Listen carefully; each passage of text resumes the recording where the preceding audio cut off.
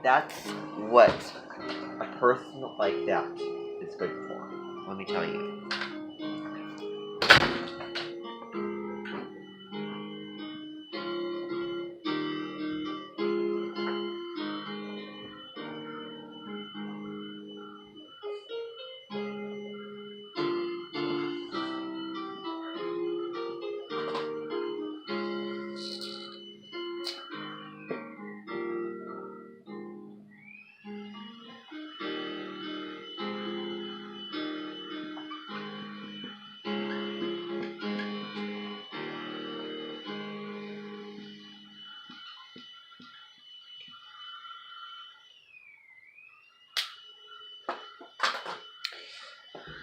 Hey everybody,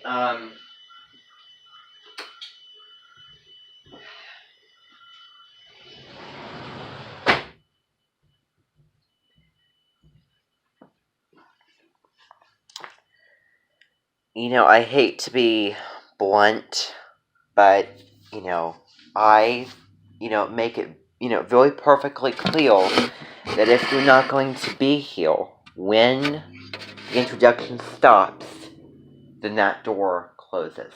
Okay? So that's, what I keep telling you. If you, come here, late, then that's fine. I don't, really, give you grief about it, but I really would appreciate it if everybody comes on time and everybody comes prepared. Okay? Now, I just, what I'm going to do actually is I'm going to go out and I'm going to turn the light on because it's so dark here.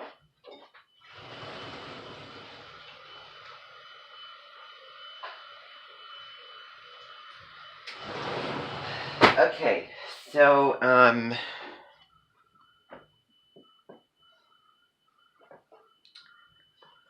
now, everybody.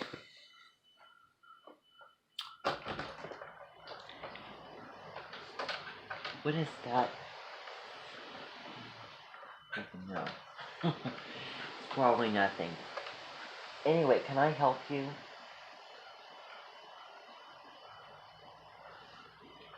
Okay, I made it perfectly clear to you the very, very last time.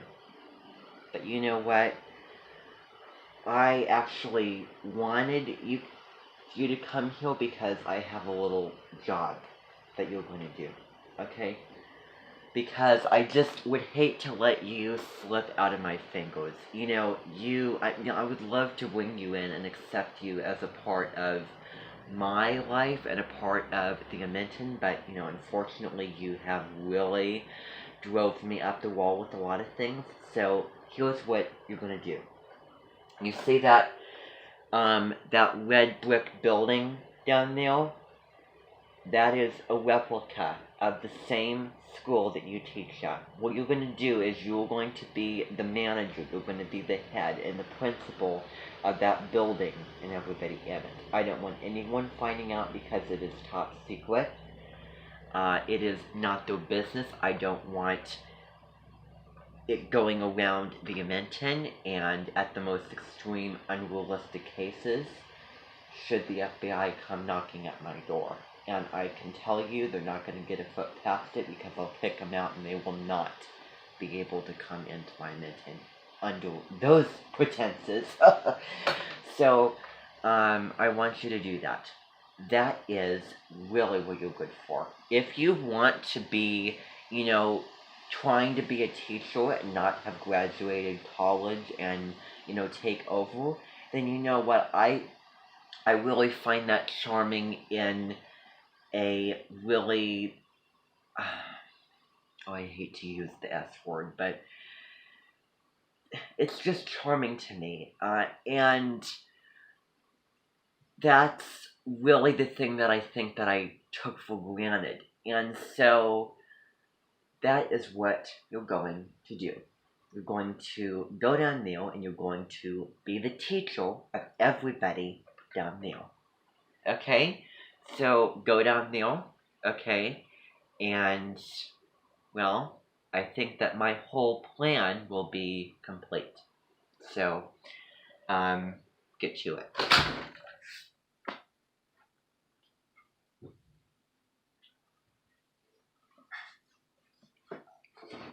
Okay, it's as I said, none of your business, everybody. I was having a personal, private conversation, even though it wasn't private. It is private. It was private, okay?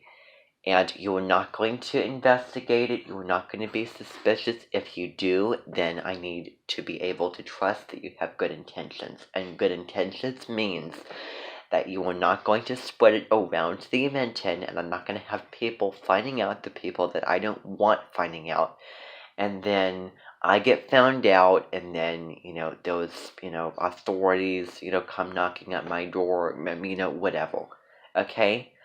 So, if you would go against me, like Zach did, one time, I hate to dwell on the past, but I'll use it as an example.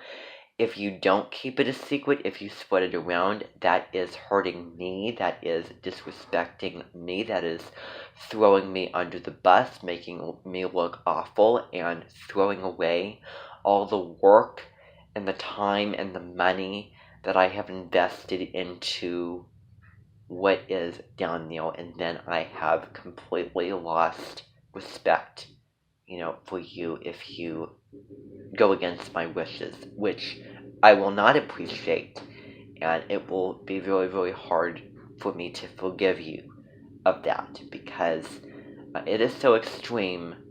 It's an extreme, measure that you are doing simply by saying something to a person. And I'm not going to be represented as something I don't want to be represented as. And you are not going to be a nuisance, an embarrassment. You are not going to be the thing that causes mayhem in my mention. If that happens, well, the door is over there. The door is over there, and the gates are just beyond the door. That's where you will go if you do the opposite of what I am telling you. This is a very, very serious matter, to me, that I would like, secure, and I don't want people finding out, because that is just, I don't want it. I really, really need all of you to be role models and go by my example and do what I'm asking you to do. If one of you does not do that, and, I hate to say this, but if the curiosity and the ill gets the better of you on this, then you are going to suffer and pay really heavy, uncomfortable consequences for your actions and your words if you do that. So that's what I want to tell every single one of you. I have my reasons, and I really believe in people giving legitimate reasons, but I also believe in privacy and empathy for another person. So I hate to say this, but I'm going to say it anyway. If I don't give you any reasons, then just trust that I am not doing anything wrong or bad or whatever. Because those are not my intentions. They never have been. You realize why those cloning machines and why we do that? Because if it were to you were to have to self-sacrifice or take away your mind or whatever, then no, I wouldn't do that. I would never ever do that. But since it's one and done, and since it's such a neat thing, and I do really agree with keeping everybody individual. I do really believe in that everybody should be one person, but I also do not believe in not answering the universe when it gives you opportunities. When the universe gives you opportunities, then you need to take advantage of it. And I am saying that as a lesson to myself, number one. Number two, as a lesson to all of you, because there were times where I feel a little bit shy and I just can't, get together and do it. And then and I'm not going to be that kind of person anymore. Because a lot of things are easier said than done. So, yep. So that's what I want to tell you. And especially with the mass issue. Speaking of which, before I get into everything that I have planned, I have heard a lot of people tell me that they do not trust the germ killer product, that they feel insecure about it, that they just don't feel comfortable and protected with it. And I understand, it does sound too good to be true. It's just a matter of trust. Take that anxiety that you have and just have it linger there as just thoughts and feelings, but push it to the side and say, hey, I'm not gonna listen, I'm not gonna do this, I'm gonna go in, and all in the end I will have benefited from that, and it's gonna be a great achievement. However, I cannot control other places and their policies for doing things, and I am perfectly aware of what is going on in the world. And people have not told me that, because if they did, then they would, not get very far.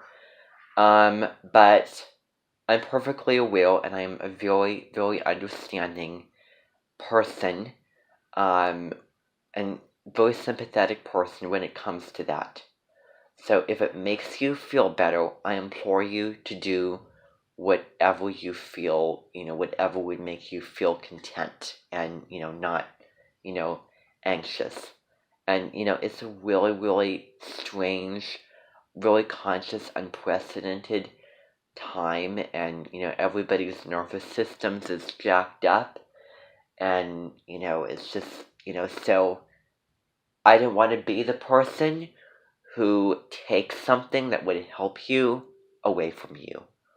I mean, remember we were watching, Book of Life last night, and I was watching a video by Shelley Sangri, and she was talking about if parents deny their children opportunities for what they want to learn, what they want to do, what they want to become in terms of a hobby, in terms of a career, then that leads them down the slippery slope of either then making them want to do it more, and eventually being open-minded, pulling yourself away from that, and losing the interest in doing what you really, really wanted to do. So, for example, Manolo had a passion for music, and his father took it away from him, and I just think that is so wrong. It's just so wrong, incredibly wrong, because killing bulls, are wrong, and it's just immoral, and you wouldn't do that. And it also proves how powerful music is. You can be so strong, and you couldn't know all the techniques to defeating a bull, the cape, the sharp, knife, and the sword, whatever. But it is nothing compared to how strong and powerful, music is to a really big bull. It doesn't matter how mighty it is, it'll stop and it'll listen and it'll, surrender like the movie. So when all hope is lost, music is what you turn to, and I think that that's, it just proves that, it's very, very, useful, and it really should not go under the rug. So, going back to what I was saying, now here's the rule. Here is the rule. I will now be evolved. Look at it as the glass 98% full. I have evolved. I hate to use that word evolve because, it's not like it'll last long. It's only going to last too much. But, it was very, very difficult for me and probably the majority of the American population to adjust to the circumstances. I really don't blame anybody who is sick and tired and just, does not believe it. What I believe and what I think about it, I'm in their court. I really am sitting next to them on their train.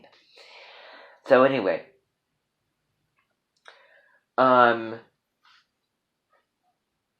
you can wear those things in other places, not allowed here, not allowed at the headquarters, not the other amenities, but, if there's a place that, requires it, or if you absolutely feel like you have to have one and you're going to go absolutely insane and crazy and you just can't focus and, go without wearing it, then, by all means.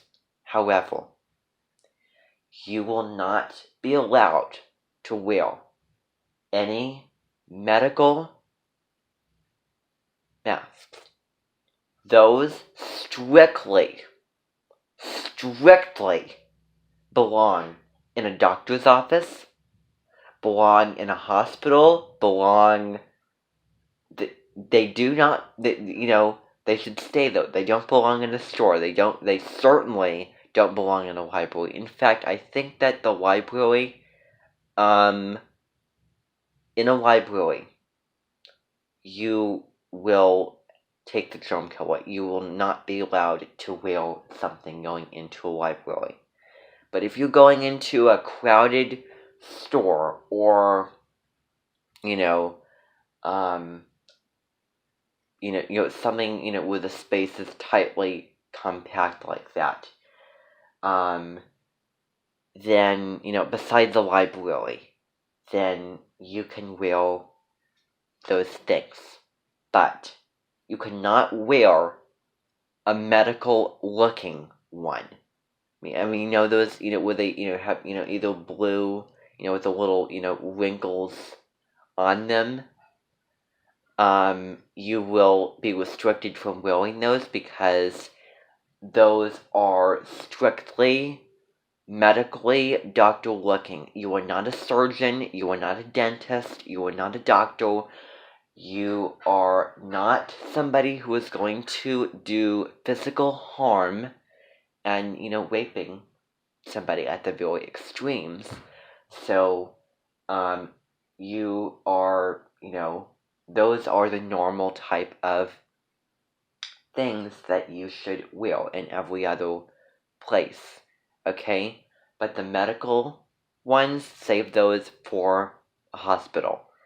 If you do not have another type of thing, I don't want to use the M word, then, well, I I actually have some of those available. But as much as possible, try not to, get into the habit of, wearing those. It's kind of like a drug. It's kind of like, you're addicted to drinking or you're addicted to smoking. It's a vice to do that. It's a vice to wear those things. So, try your best not to as much as possible. But if you just can't and you would feel so much better, then, I don't want to be in charge of you. You live your life. You do what you want to do under the limitations. It's like, would somebody read a novel, wearing one of those things? I don't think so.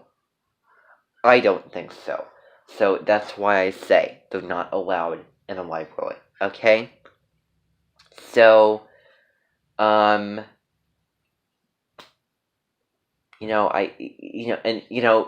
would not have said this if it was July. I would not have said those words if it was July. So, I don't want to be the mackle in the room. I don't want to be the mackling or mannerism. But I will tell you that I should expect some gratitude and some positivity come from what I'm saying here.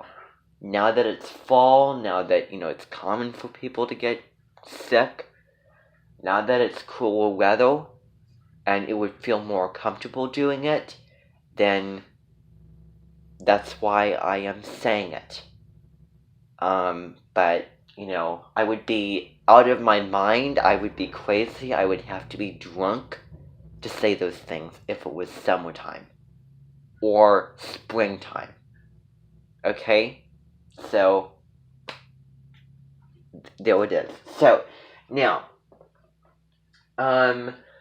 today, October 31st, 2020, is Halloween. Today is Halloween. Yesterday was Hallows Eve. You trick or treat on Hallows Eve. We call it Beggar's Night, where, you're begging for candy. But that's, when they say Hallows Eve, that means the day before Halloween. That's what people mean by that. So, if they say no, that's the same as Halloween. That's what Halloween is. They're wrong. Okay? Now, in Spanish, that would be El 31 de Octubre. Okay?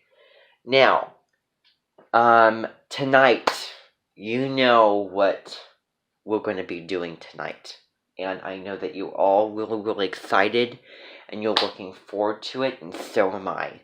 It's going to be the Day of the Dead, Dia de los Muertos celebration, which was very, very fitting since we watched the Book of Life last night. That kind of, showed us what it looks like. We're going to be putting on our own version, but we're going to, it's not going to be the most authentic version of it. It's going to be more Mexican-American, because I want to tie the two together. Since we're not, authentic Mexicans, I want to bring it back home. But there will be a lot of Mexican aspects. Now, I'm big into, being, things authentic. And this will be authentic, but it will, in addition, have, American things added to it. So, reminder that until 5 o'clock today, you have the time to go and tell the grave diggers I have out there who you want buried, who you want honored. You put flowers, you remember them, they're in the land of, they remember, and you put all different statues and candles by. So that is what you need to do, because those grave diggers, get tired, and I don't want them to have to work after 5. o'clock. So you have until then to go outside and tell them. Okay, after that, it's a little bit late for that. Okay, so that's what's going to happen. There will be flowers, there'll be statues, there'll be a lot of food that my great chefs are making. They're taking Rick Bayless's recipes. They are, antipasto, different types of drinks, spells, potions, all those types of things, and it should be absolutely marvelous. And I know that I'm going to be putting on my hat, which, actually, those candles in it, so it's going to look kind of like the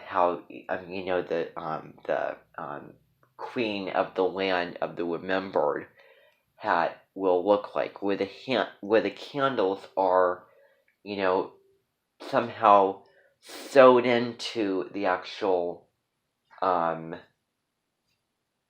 hat. So I want it to look like that, and it is going to be a similar shade of red as that lady. Not to brag, but so that's what it's going to look like. So you're all going to have sombreros. You're going to, if you want to, you can dress up.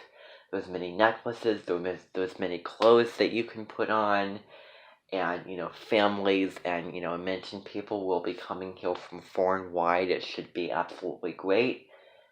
And, there's going to be, little blessings made, songs that we're going to be doing at certain times. I think that it should be really, really excellent. So that's great. Yes. Okay, so you found a couple people? Okay. Wonderful. So you're going to somehow get them here. Wonderful. Wonderful. Okay. Okay. Now. Ugh, why do I have a cobweb around me? Okay. So, Book of Life, we watched that last night. Now, the Scorpio, Taurus, full moon. We're going to be watching the horoscope for that, because every time that there was a full moon, what that means is that the sun and the moon are opposite. Which sign the sun is opposite. 12 signs away from... No. 6 signs away from where the moon is at. So it is going to be like that. So October 30th. So it was yesterday. So the moon was in Taurus yesterday. October 31st and November 1st. Okay? So the 30th, 31st, and the 1st of November, the moon will be in Taurus. Now, Deborah Silverman's horoscope says October 31st, November 1st. Why is that wrong? Somebody tell me. Exactly, because whenever there's a fixed sign, either Taurus, Leo, Scorpio, Aquarius, it is going to last for 3 days. Because fixed signs, they're fixed. They don't move or change easily. But they gradually get out of that. They take longer. But, eventually they have to. So, that's why. So, we're going to be watching the horoscope on that. Then, there was an article that you're going to need to read from Deborah Silverman on the Scorpio Taurus full moon. Okay, and what I'm going to be starting to do from now on is there will be a guide, a question sheet, based off of, ideas, from the article, but kind of outward, but talking about the article. So they won't be directly from it. So you'll read it, you'll absorb it, and then you'll answer those questions, okay, on, kind of the flavor of Scorpio and Taurus. It isn't just constellations and astrology woo-woo. There was real, practical, application in real life, because all the zodiac signs make the 12 parts of life. And without Aries, Taurus, Gemini, Cancer, Leo, Virgo, Libra, Scorpio, Sag, Capricorn, Aquarius, and Pisces, life would be very different and it would feel very empty. So, and all signs get along with each other in some way. Those signs in astrology, not, human relationship, but in astrology, that get along better with others in their own ways, but all the signs get along in one way or another. It's not, it's so narrow if you look at one type of relationship. There's different types of relationships. There's the bonding relationship, there's the complementing, and there's the countering, where they can evolve from each other. But all signs, are, similar and, and different in their own ways, really. So, but, some are more similar and different than others, and that's only true. So, anyway, so we're going to be watching that. Now, Fahrenheit 451 audiobook. I have the book here. Now, the rule for reading this. Please, please, please, please, please, do not read it in September. That's like the taboo month for reading Way Blackberry or 1984 is September. So, especially the 26th. Don't even get me started with that weird and, bad day. I just, it's just, that Saturday, I was feeling very crappy that day. So, every other month, every other time of year, not September. No. And if it's going to be fall, then it's going to, the time of year that it takes place. So we're going to be listening to it so that we can get it finished, so that I can see it through, because it is, and for your benefit as well, because it is a tougher book to get into, and you really have to commit to it. And I think that, would give you more of an opportunity to, read books in another form, besides just looking at words on a page, but actually listening to somebody do it, because I really want to get into this and, finish